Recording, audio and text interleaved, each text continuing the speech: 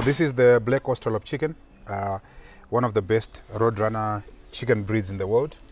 It's known for laying a lot of eggs. So when you're looking at the black Australorp chicken, it's a chicken that most people confuse. When they see a black chicken, they think it's an Australorp. It's special in the sense that it lays a lot of eggs, number one.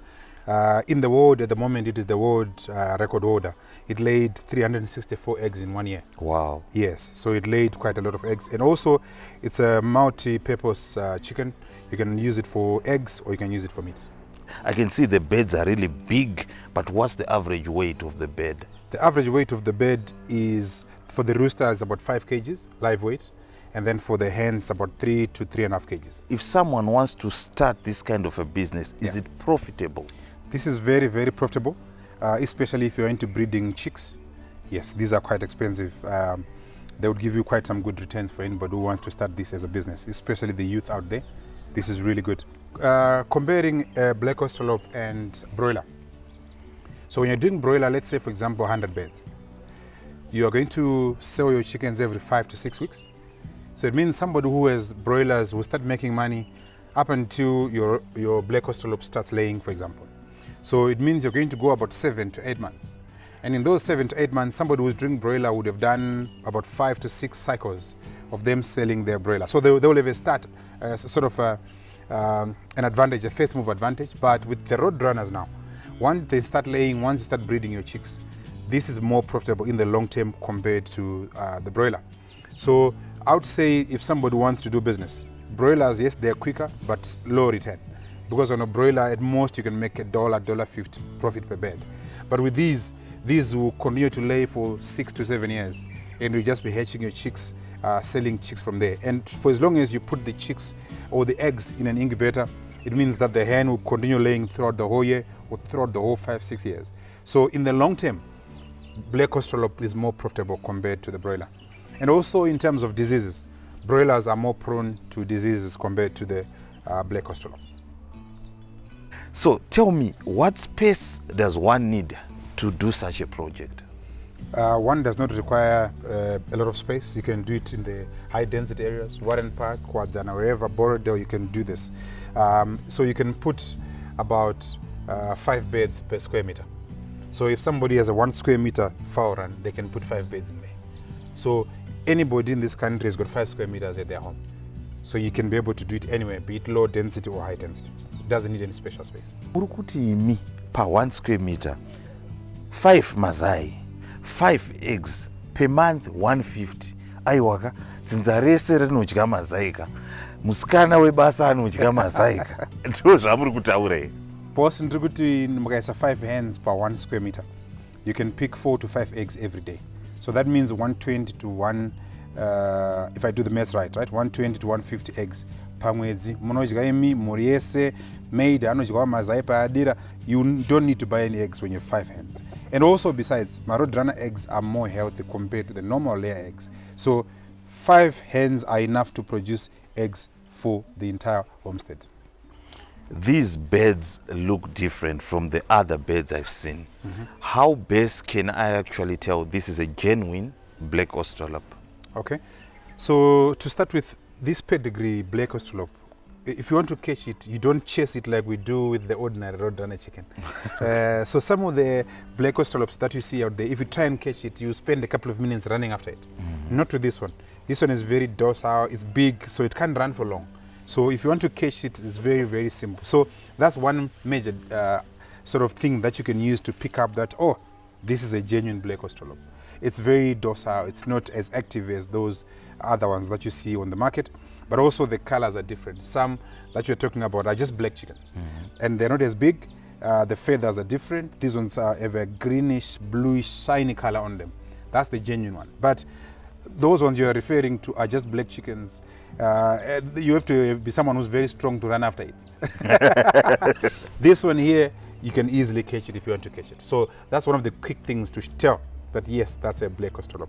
But for those that know chickens, you look at the comb, you look at the feet, you look at the shape of the chicken, you look at the feathers, those will be able to tell. But for an ordinary person, try and catch the chicken, look at the feathers, look at the colors. Some of the chickens you see out there will have silver or gold feathers on them. These are purely black. Oh, Yes. so let's look at these birds. Can they really acclimatize to our environment, since they are not actually born and bred in this environment? Would they really acclimatize? What have been your challenges, so to speak? We've had this for more than a year, 2 years now. They're doing exceptionally well. There's no problem with the climate. These are free range chickens, so they can be anywhere in the world. They can stay anywhere. So when you say free range, you mean they can actually forage? Yes. You don't feed them, they just forage, they just eat everything? You could put these in the rural areas and they will do exceptionally well. And what about the diseases? I've seen people moving out of this chicken business because of the diseases. So the naturally roadrunners are quite resistant to diseases compared to, for example, broilers. But obviously it also comes with you being in control in terms of your biosecurity. That's why we've got these ponds here, so that we control diseases as well. But naturally they are very, very disease resistant. But you also need to vaccinate them regularly against the major diseases like Newcastle, like coccidiosis and the like. So they will need to just be vaccinated, but otherwise they're very, very much disease resistant. This is a black bird. Yeah. I see a black bird. Yeah. Tell me, if I'm to have this bird, cook it, roast it, boil it, prepare it, is it black in my pot? How is the market? Do they really like the bird because it's black? Tell me. It's an amazing chicken. Yes, it's black, but the meat is not black. The meat is ordinary meat. It's not the black chicken. We will see the black chicken later on. It's here, but this one, it's normal. It's a normal chicken. The meat is quite tender and very nice, softer than our normal rural type of chicken. Okay. But not as soft as broiler. It's just somewhere in the middle, but really tender and nice. If you want to breed these for meat, we're looking at about 14 weeks. They will be ready for you to start selling for meat. They would have reached the nice average weight for someone to start selling them at a profit.